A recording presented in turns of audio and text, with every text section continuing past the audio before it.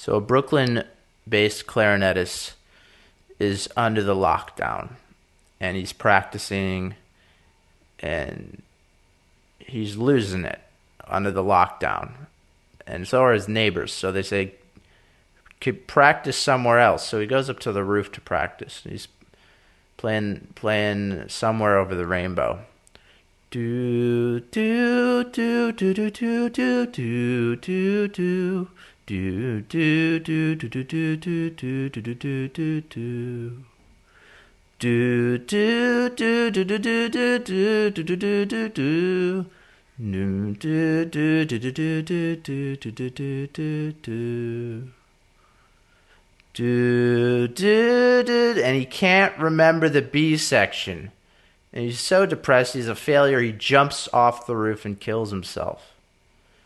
And then the ambulance comes.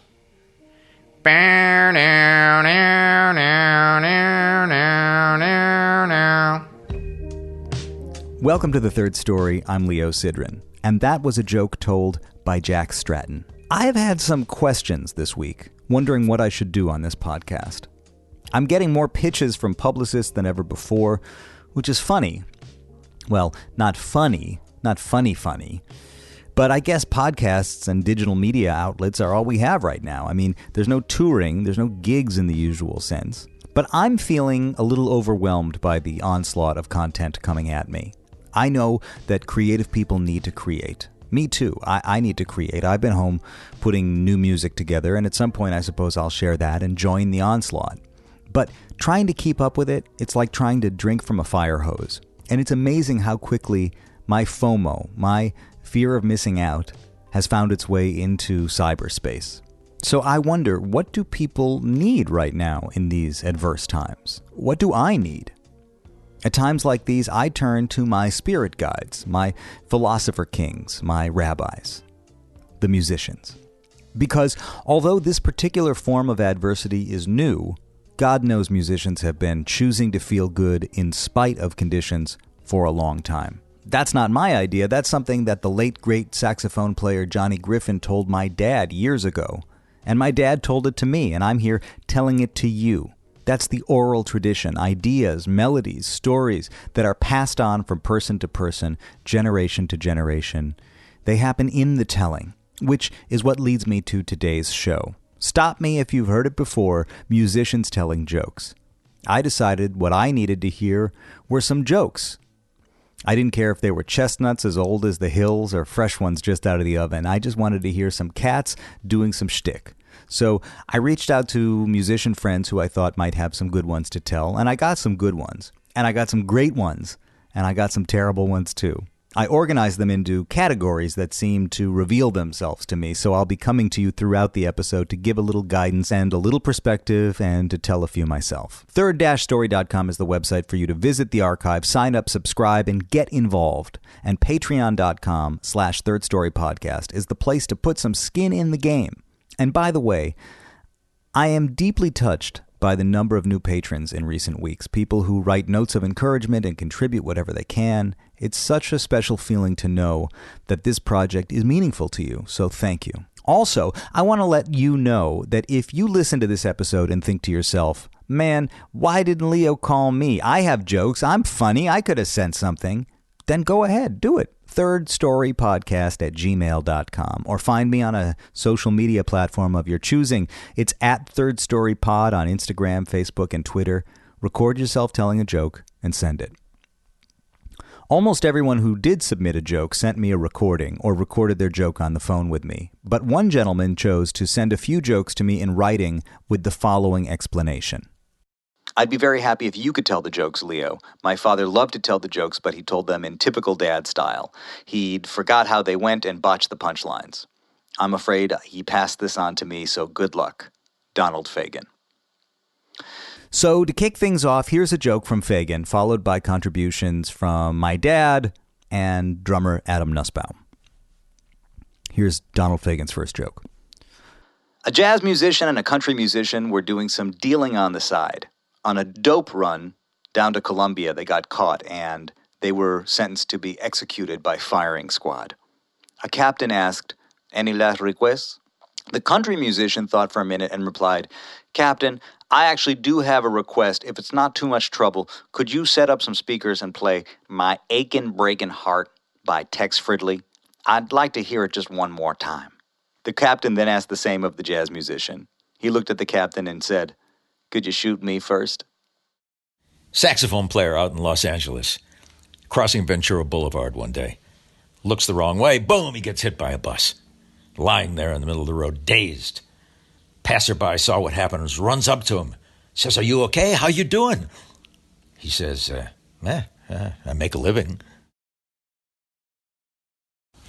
Okay, Sadie is 98 years old, and she's getting married for the 4th time. So this creates quite a stir in the community. So they send a reporter from the local Gazette to interview her. And they go, "Sadie, this is amazing. You're 98. You're getting married for the 4th time." She goes, "Yes, it's going to be beautiful. I'm marrying a mortician." "Wow, that's fascinating," says the reporter. "Can you give us a little bit more insight as to your previous husbands?" "Of course. My first husband, he was a banker. My second husband was a Broadway director, and my last husband was a rabbi, and now I'm going to marry a mortician." "Well, that's quite an interesting combination of people." "Not at all." "What do you mean?" "Well, 1 for the money, 2 for the show, 3 to get ready, and 4 to go." Bingo. One of the classic musician joke setups is the on-the-gig premise. The musician is on the gig. These are great stories because they give a sense of the universe that a jobbing musician might live in. The audition, the restaurant gig, the wedding, the bar mitzvah. Guy goes into a bar and he orders a martini. It's a nice late afternoon lunch spot, piano players tinkling away in the back. Orders a martini, and just as he's about to drink the martini, a little monkey comes running up the bar, squats over his glass, and dunks his balls in a drink. The guy says to the bartender, "Oh, my God, did you know your monkey dunked his balls in my martini?" The guy says, "Don't bother me, buddy. It's the piano player's monkey. I catch a lot of shit for it." He says, "Well, dump that and give me another one." So he orders another martini, and just as he's about to drink, the monkey comes running up again, squats over the glass, and dunks his balls in it. The guy says, "This is an outrage." The guy says, "Don't talk to me. It's not my monkey. It's the piano player's monkey." The guy takes the glass and grasps it in his hand. He goes over to where the piano player is noodling away. He says, "Do you know your monkey dunked his balls in my martini?" The piano player said, "No, man, but hum a few bars. I'll fake it."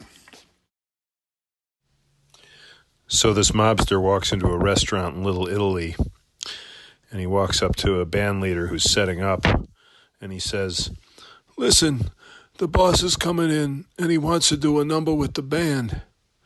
So the band leader says, "Well, what song does he want to do?" Mobster says, "He wants to do Strangers in the Night in the meter of 5/4 time." So the band leader says, "Well, we know Strangers in the Night, but we really don't know it in 5/4 time. Can you sing it like he does so we know how we're supposed to accompany him?" "Yeah, like this.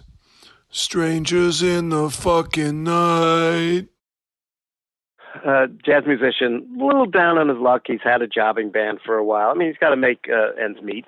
And he's playing a bar mitzvah. And after they first sat and the guests are sitting down to dinner, the father of the bar mitzvah boy comes over and he says, "Listen, if you could do me a favor, this would be a wonderful thing.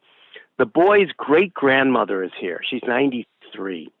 And, she plays a little piano. She would love to sit in for one tune with the band." The guy is rolling his eyes internally. He doesn't want to offend his employer, but he's thinking, "Oh, God, the things I have to do to put food on the table." He says, "Sure, of course, that'd be great." So the band takes a little break. They get back on the stand. The father of the bar mitzvah boy brings his grandmother, the boy's great-grandmother, up to the stage and sits her down at the piano And the band leader comes over and says, "Okay, Granny, we're going to play a little something together. What would you like to play?" And she says, "Well, I only know 2 songs, A Happy Birthday and Giant Steps." So a gentleman walks into a bar, sits down, orders himself a drink, and he's having a back and forth with the bartender, as you do. And he notices a piano in the corner of the room, and he says, Hey, do you have live music here? He says, the bartender says, "No, we don't. But I've always wanted to. We had a fella play the piano here, but he passed." And the guy at the bar says, "Well, I happen to play piano. I'm a singer and songwriter, and I'd love to play here if you'd have me." And the bartender goes, "Well, listen, we've been looking for somebody to be a good fit. Why don't you play me something, and we'll see how it goes." So this guy just walks over to the piano, and wouldn't you know it, he is tearing it up. He's just got it all, and beautiful melodies, just great relaxing feel. Everybody's that's in the bar at the time is really turned their attention on him. And the bartender, after he finishes, that's amazing. I haven't heard anything like that. What is that song? And the guy goes, "Well, it's an original song. It's called My Balls Are Swollen Like Plums and It Hurts When I Pee." And the bartender's just kind of taken aback. It was such a beautiful song. He says, "Well, it's a weird name for such a beautiful song, but it was amazing. Do you have more like that?" And the guy said, "Sure." And he starts playing again, just breathtaking piano player, up and down the 88 keys, just remarkable. And he finishes, and again the bartender's like, "Listen, this is just amazing. I don't know where you came from, but you are really, really, really good. What is that? One of your songs? What do you call that one?" And he said, "Yeah, that's another of mine. It's called Let Me Smell Your Taint." And the bartender's like, "Oh, Jesus, this guy's really bad at naming songs." So he asked the guy, "Listen, I'm going to have you play here. I think it's going to be great. I just need you to not tell people the names of these songs because, they're a little weird." And the guy's like, "Fine. I'll just play them, and that'll be that." So he built a following in this bar, and everything's going great. He's showing up regularly, and people are really starting to like his work. They're coming to see him. Bartender's happy. He's happy.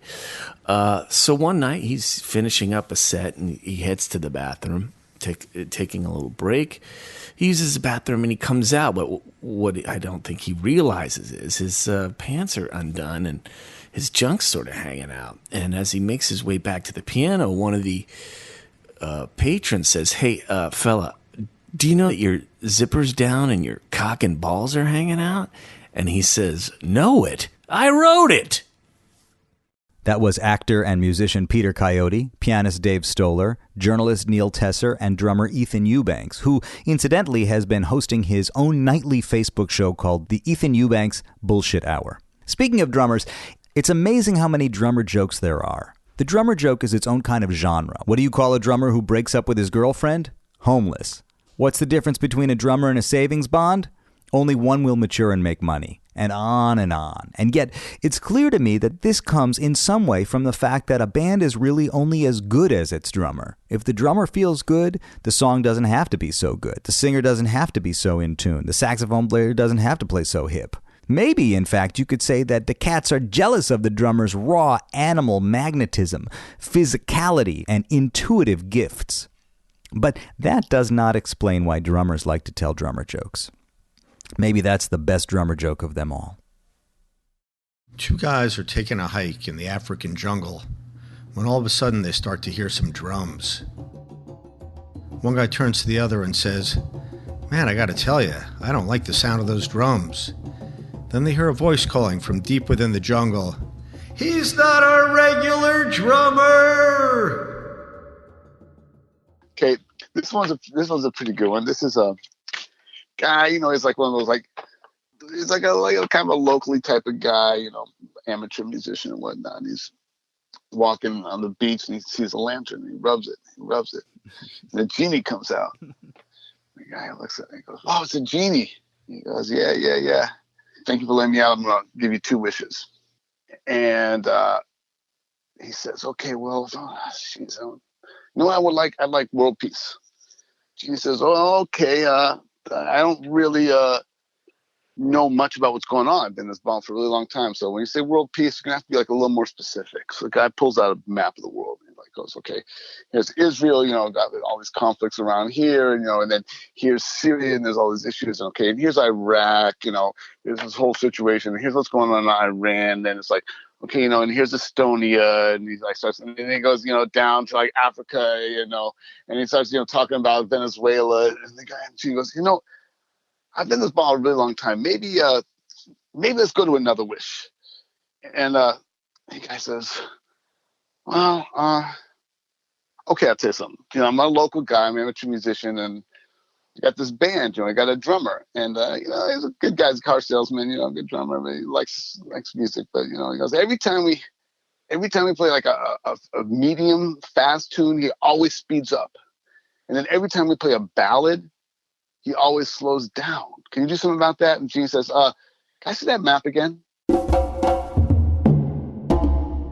There's an amateur big band. They get together every Sunday afternoon from like 4 to 7 for 25 years. The lead trumpet player dies. The band leader's stuck. He can't find anybody to make the gig. So he has to hire a pro. So the pro comes in after the first night, comes up to the band leader, goes, listen, man, I got to tell you, your drummer is killing me. I'm killing myself up here trying to keep these tempos up. He's dragging like crazy. You better talk to him because I'm not going to do this if it's like this. So the band leader calls in the drummer. His old buddy tells him the scenario.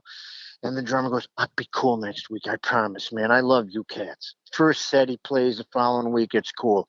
Second set, the shit starts going down. Trumpet player comes up to the band leader and he goes, okay, you know what you're going to have to do. It's him or me. So the band leader, he feels terrible. He calls the drummer and he goes, look, man, I love you, but I got to let you go. We really need this trumpet player. So the drummer is so depressed, he goes down and throws himself behind a train.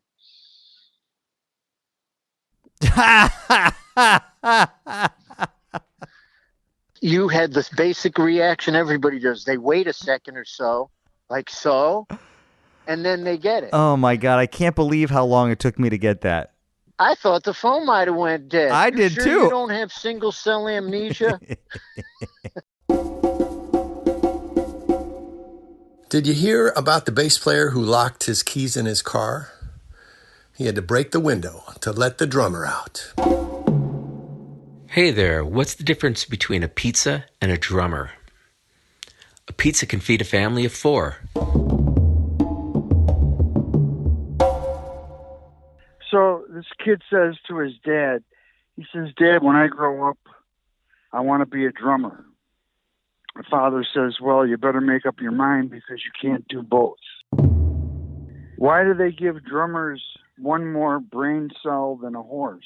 So they don't shit in the parade. How many drummers does it take to change a light bulb? How many? What's a light bulb? Those were some drummer jokes from engineer James Farber, trumpet player Stephen Bernstein, drummer Adam Nussbaum, bass players Phil Lyons and Mike Biseglia, and drummer Steve Gadd. Of course, drummers were not the only ones to get a bad rap. Traditionally in jazz, trombone players seem to get ribbed, accordion players also, and it seems like in the classical world, it's the viola players. But actually, one of my favorite all-time jokes is not about trombone players or viola players, and it's based on the classic man in the jungle setup. A guy goes on safari. He's in the African jungle, and there's drumming nonstop, day and night. Drumming. It will not stop, and the guy is going crazy. He says to his guide, when will those drums stop? And the guide says, no, when the drums stop, very bad. And it's going on, and it's day, and it's night, and our man is ripping his hair out. He can't sleep, he can't think. He just wants this drumming. He just wants these drums to stop, and finally one day the drums stop, and the man looks at the guide, and the guide says, very bad. Now, bass solo. The married couple hasn't spoken together for years, and their kids finally throw them into therapy. And The therapist can't get anything happening, so he finally brings a bass player into the room to take a solo, and he goes, everybody talks during the bass solo. Trombone player sitting at home waiting for the phone to ring. Finally, he gets a phone call. He's got a recording date. Unbelievable. Recording date. Never been to the studio before. Gets directions, jumps in his car, throws his trombone in the back seat, drives to the address. It's a little dubious neighborhood, you know. He notices, there's some wharfs in the distance, sketchy-looking characters. He decides what he's going to do is he's going to go in, check out, make sure it's the right place, check with the engineer, before he brings his axe in, just in case. So he goes inside. He meets the engineer. The engineer says, it's a kind of a dangerous neighborhood. I hope you locked your car.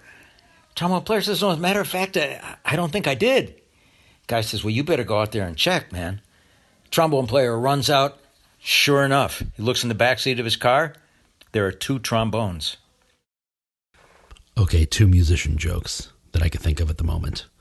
The first one is about a violist who's she's pulling up to her house, and she sees that there's firemen and policemen, investigators, and everyone from the block is standing in front of her house, and she runs out of her car up to one of the policemen and says, "What's happening here? What's happening here? This is my house." And the policeman says, "Oh, I'm so sorry to tell you, ma'am, but we have some pretty bad news. It seems that someone broke into your house and murdered your family and your pets and took all of your prized possessions and set your house on fire."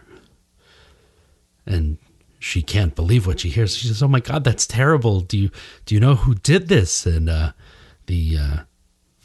police officer says, "Well, we actually have a suspect. It's the conductor of your orchestra." And she says, "The conductor came to my house?" Okay, the second one, the second joke is what's the sound of that an oboe makes playing forte? And the sound is and then what's the sound of an oboe playing pianissimo?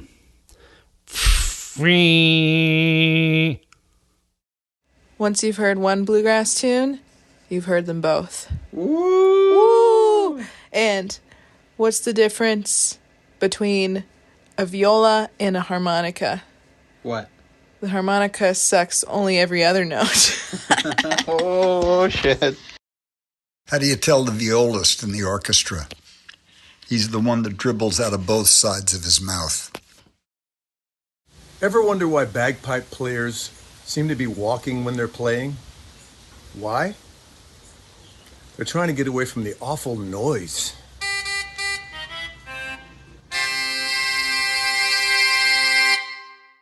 What's the range of a tuba? It's about 15 yards if you got a good arm.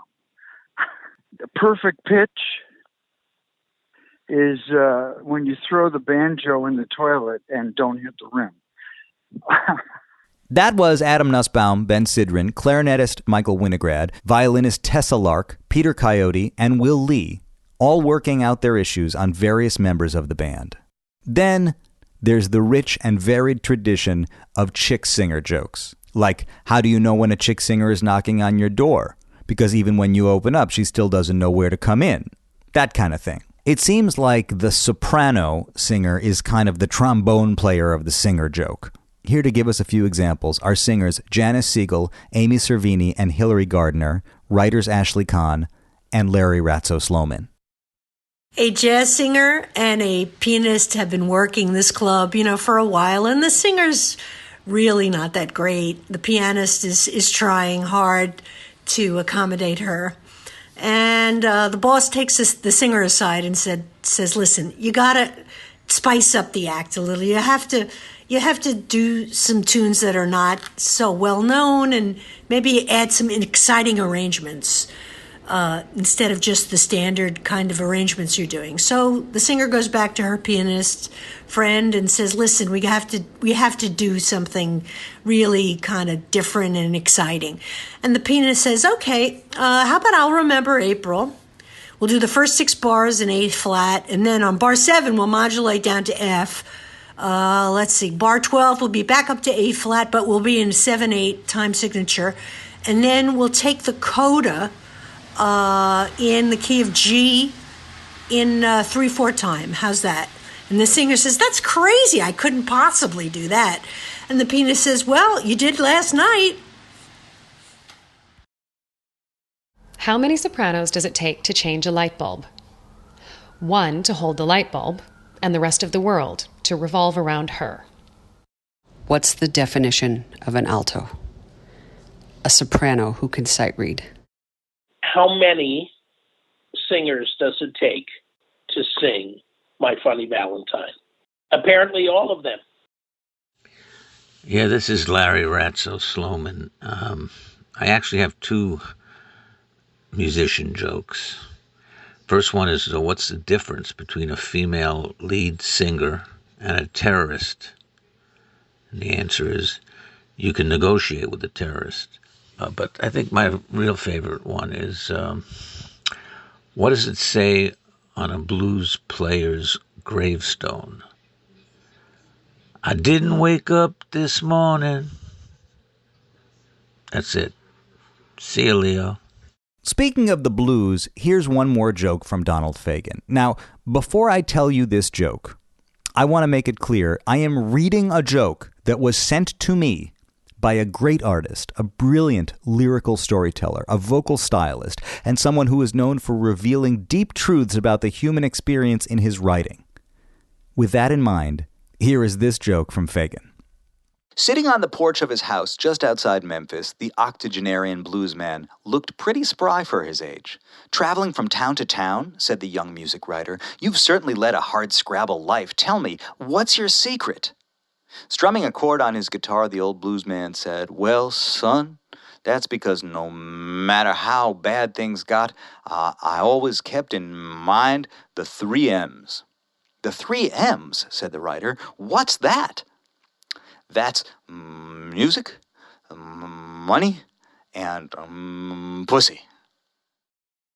As is so often the case, you have to know the bad to know the good. You have to laugh to keep from crying. For me, the kinds of musician jokes that reveal something deeper and more subtle about the experience of the life, the music life, the jazz life in particular, but also the music business life, the creative life, the life lived off the grid, in which tragedy is expected and success is not to be trusted. These are the jokes that tell the truth.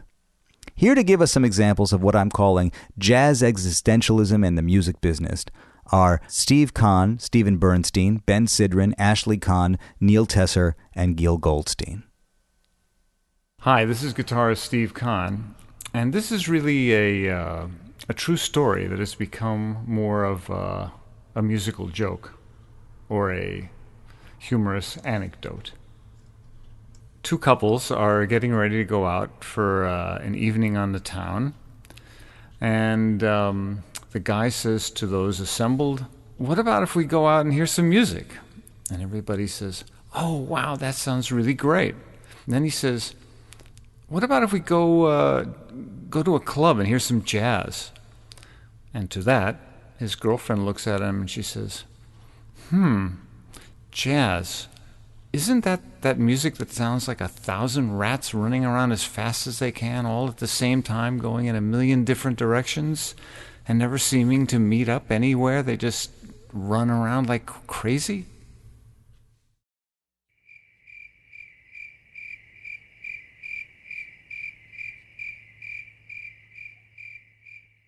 This young guy is like, trying to find himself, whatever, 19, 20 years old. He's backpacking through India and he's walking some little town. He sees like a clay hut. And in the out of the clay hut, he's hearing this incredible music. And he can't believe it's actually piano music. But he's never heard anything like it. So he just walks in very quietly because it doesn't have any doors, just this clay hut. And there's an old Indian man hunched over playing the piano. He looks at him, he kind of nods like, come sit down, Guy just sits there. And And he's like, kind of lost. He's one of these guys that's searching for himself, and like this guy's just there playing, like never heard music like this in his life, song after song, like but they're songs, but like nothing he's ever heard, like one and then another. And he's like getting this like incredible, beautiful places, like everything's just coming into focus. He can't believe it. Indian guy gets done. See, it's gonna be totally politically incorrect. I'm gonna do the voice, man. He says, "Yes, my friend. So you're here. You like this music?" And the guy goes, "Yeah." He goes, "What is this music?" He goes, "Oh, this is my music. I make this music."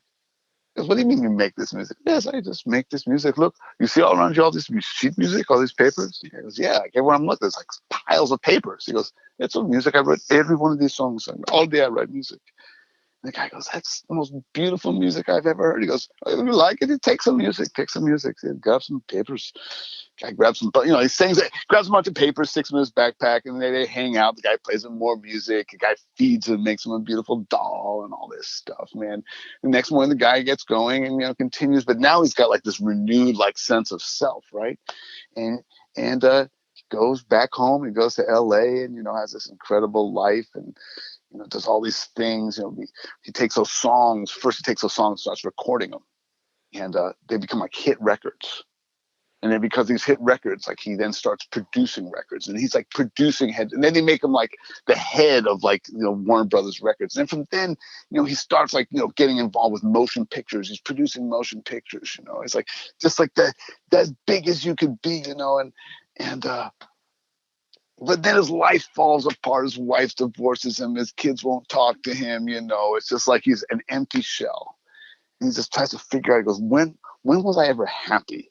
And he goes, when I was just that kid walking through India, I was just like, I didn't have a schedule. I didn't have anything. I was just walking. Those were incredible moments. So he says, fuck it. I'm going to go try to retrace my steps. I'm just going to walk, take a backpack. And so I'm going to take like a backpack and I'm going to walk through India again. He's like walking through India. He's walking this little town. He sees this little hut. He can't believe it. Like this is now like 30 years later, right? And there's an old man, and he walks in, and it's the same old man. I mean, he looks the same, he's older, but he's just sitting there playing this music, and the guy smiles and looks over and goes, "My friend, please come sit down," And he plays like 3 hours, playing this beautiful music, and the guy can't believe it. Like, finally, he's found this incredible piece. He goes, "My friend, it's so good to see you." "Oh, thank you." It's like, "I can't believe you're still here." He goes, "Yes, I'm still here." He says, "Tell me, how have you been?" He goes, "Well," he goes, "Actually, it's kind of in a weird place, but I got to thank you because, remember when I came?" He goes, "Of course I came. I gave you all that music. You wanted music." He goes, "Yeah, well, I took that music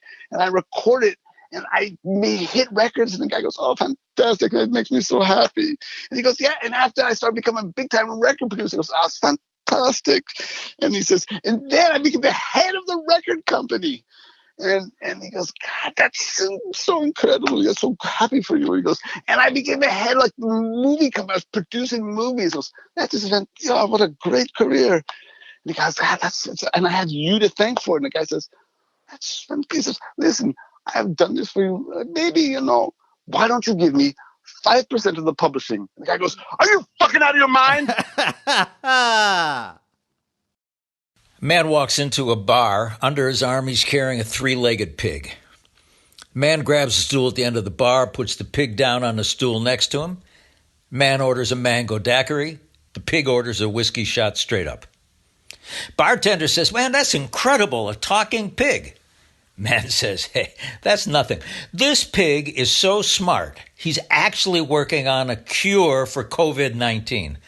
Not only that, he's singularly brave. Why, just last month, during the big floods down south, he jumped into the swirling waters and dragged 2 children to safety, shouting at them, 'Grab my snout, kids, grab my snout.'"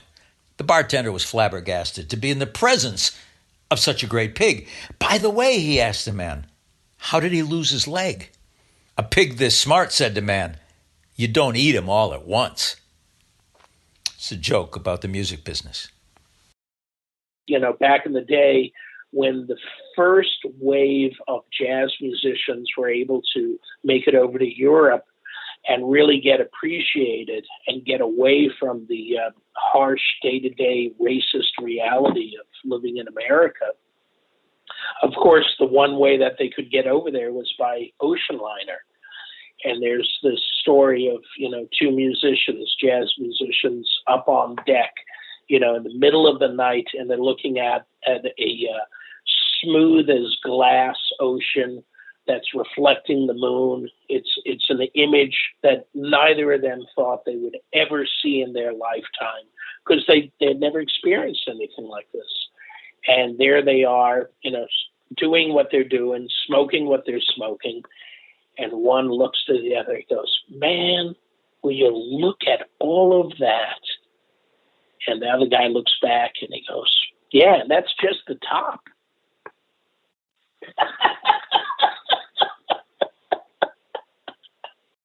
So a fairly well-known saxophonist and arranger who's been out on the West Coast in the studios doing a lot of good work for some years, comes back to Brooklyn to visit his parents. And he runs into an old friend of his, another saxophonist who's stayed in Brooklyn and, has stayed in the scene, in the clubs. And you'll know the type once you hear him talk, because our friend from the West Coast says, "Hey, oh man, it's so great to see you." And the Brooklyn guy says, "Oh, yeah, man. Yeah, good to see you too." He says, "Where you been?" And our West Coast success story says, "Oh, I've been out in Hollywood. I was with Woody Herman's band." And the guy says, "Oh, I hadn't heard about that." He says, "Yeah, I was with Woody Herman's band. And then when the band kind of took off from there, I stuck around. I made some contacts, started to do some commercial work in the studios." And our Brooklyn saxophonist says, "I hadn't really heard about that." He says, "Well, yeah. I got kind of involved doing some ghostwriting for Quincy. And so I've been doing my own movies and a couple of big compositions." He says, "No, I hadn't heard about that." And yeah, I was out on the road. I was, working with some of the big singers, with Diane Reeves, and doing some stuff as well with Stan Getz. But throw any name you want in there. Big names. This guy's been out there. And the Brooklyn saxophonist says, No, I hadn't heard about that." He says, "What are you doing back in town?" He says, "Oh, I just came back to see the folks. And, the other night I went to that club that we used to play all the time. And I brought my horn. I got up to play. And they were doing Cherokee. And it's been so long since I played it, I forgot the bridge." The guy says, "Oh, yeah, I heard about that." A guy bumps into a friend of his on 43rd Street, and he goes, "There's both studio musicians." Yeah. He goes, "You can't believe it." He goes, "A month ago, I hit the lottery for $28 million. I thought, well, that'll never happen again. But as a ruse, I thought I'd just try it again. And 2 weeks ago, I hit it. The amount wasn't so big. It was like $2.5 million. But, what are the odds?" And he goes, "And this week, nothing." That's the other side of it. Like, everything's going great, but now nothing. My dad always used to say to me, when things start really going well for you, save your money, because it's not going to go like that all the time, That's right. So he was right. Everybody finds themselves, if we're lucky enough, in a moment or two along the way where things really hook up and we go, okay, well, this is the new normal. And we forget that it's just as much of an exception to the rule as the rest of life. And this week, nothing. And we got to get used to this week, nothing. I'm looking past the turbulent period and trying to imagine and envision the times ahead that were close to what we went through or better. Yeah. I have to believe that humanity as a whole is actually going to come out of this a little bruised, but somehow rejuvenated or in better shape. Maybe a little more fearful too, but I think that it's so unifying because everybody on the planet is feeling it. You remember where you were in these times, but hopefully we won't remember it that clearly. Well, that's why we have wine. That's why we drink wine. Hopefully drinking doesn't go up too high. Some jokes simply defy category. Here's another one from Donald Fagen that he asked me to tell you. After a night of too many drinks, a southern gal passes a tattoo parlor and decides to finally do it. "I'd like a tattoo of Johnny Cash right here on the inside of my right thigh." The artist says, "You got it. Get out of your gear and lay down on the table." And when he's done, he says, "So what do you think?" She looks down and replies, "What? That doesn't look like Johnny Cash at all. I want you to do it all over on the inside of my left thigh, and do it right this time." The artist consents, and when he's finished, he says, "Okay, honey, how about this?" "Damn it," she says, "that looks nothing like Johnny Cash. It looks just like the tattoo on my other thigh." The artist begs her to at least hear a second opinion. He walks outside and grabs the first person he sees, the town drunk. He brings him inside, shoves his face between her legs, and says, "I want you to look at these 2 tattoos and tell me who it is." The drunk looks at one tattoo, then the other, and says, "Well, I can't say I recognize the twins, but the one in the middle is definitely Willie Nelson." Here's Gil Goldstein, Hilary Gardner, my wife Amanda, my daughter Sol, and somewhat improbably, pianist Les McCann. I'm calling this section The Aristocrats. Are jokes about the virus weird, or is that what we need, is some jokes about the virus? Man, your guess is as good as mine. All right. So here it is. Okay.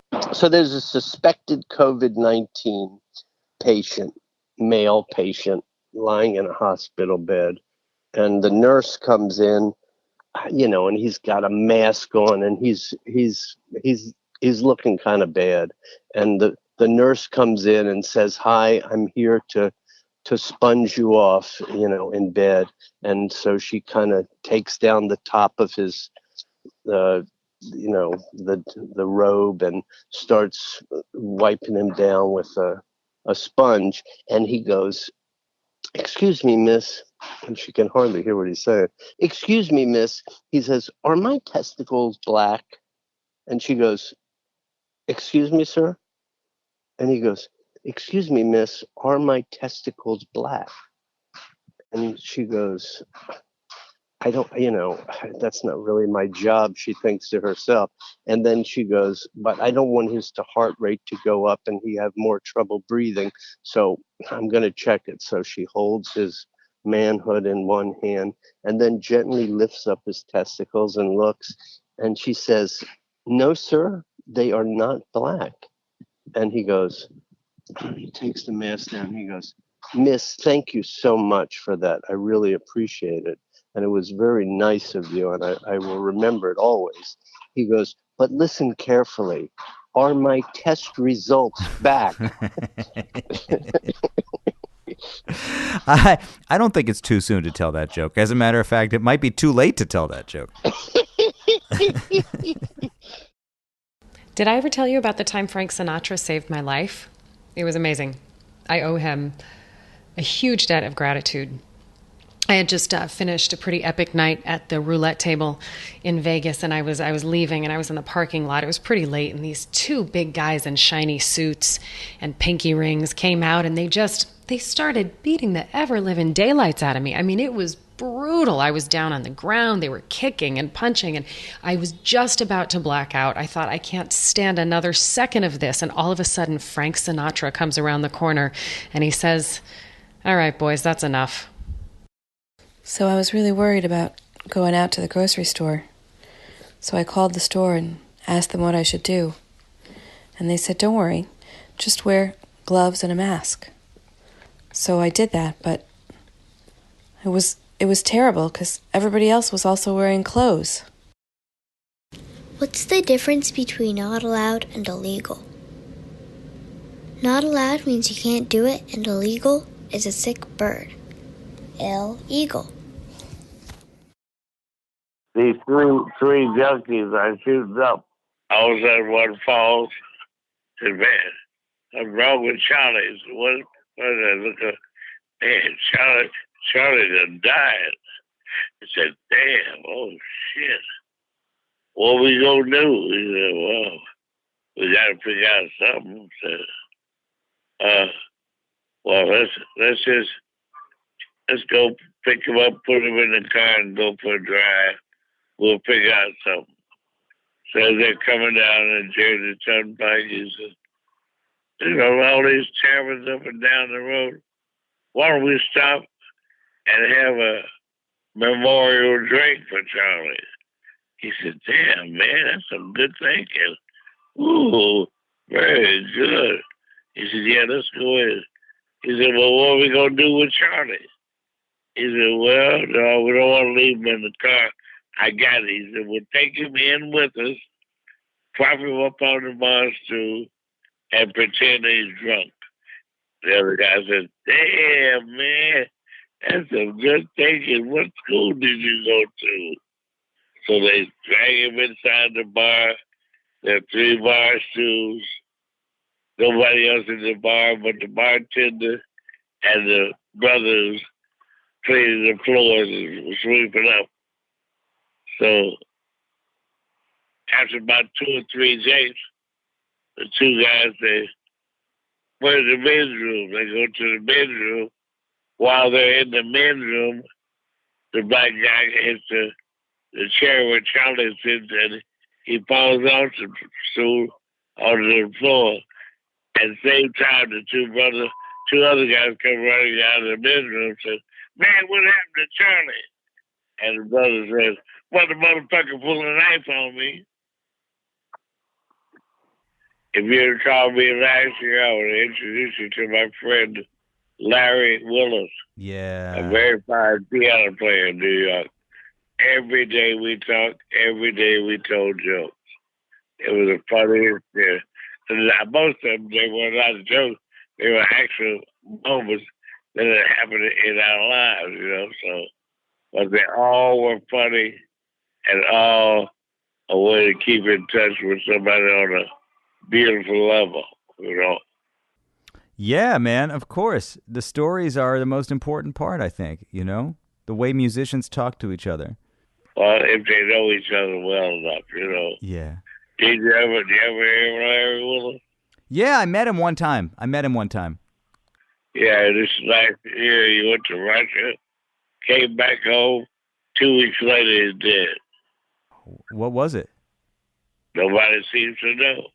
Wow. He and I talked every day. I'm sorry. I'm not. He was a great guy.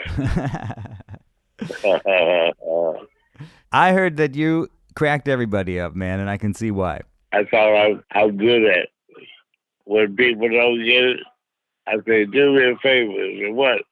Kiss my motherfucking ass. Bye. So all is well. Take care. Be safe. Wash your hands. I wish I could wash my dick. Shit. Take care, yeah? You too. Be well, man. Thank you.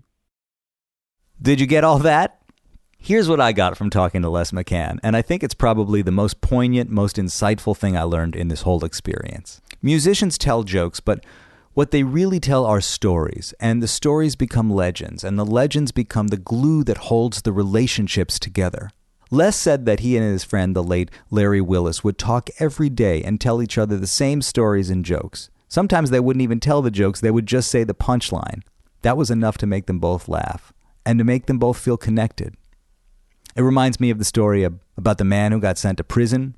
And the first day he's there, he's in the cafeteria. And, of course, you can't say anything. You can't talk while you're there. So everyone's sitting silently, eating their lunch. And out of nowhere, a guy on the other side of the room stands up and says, 49! And the entire room cracks up. A few minutes later, another guy somewhere else in the room stands up and says, 72! The whole room falls out. So as he's walking back to his cell, he whispers to the prisoner in front of him, "What's with the laughing?" And the guy says to him, "Oh, well, there's a joke book, and you got to memorize the joke book. Everybody memorizes it, and then instead of telling the whole joke because you're not allowed to talk, you just say the number of the joke in the joke book, and everybody knows what you're talking about." So this prisoner, our man, he gets his hands on a copy of the joke book, and he memorizes it. He spends days and weeks memorizing all the jokes, ready to tell his first joke. Finally, he builds up enough courage, and one day at lunch, he does it. He stands up and he yells out the joke that he selected. 57! And it's crickets. He sits back down and the guy next to him whispers, "Hey, some can tell him, some can't." Thank you to all my guests today who did tell him. I'll be back again soon with another whatever this is. Until then, I'll talk to you soon.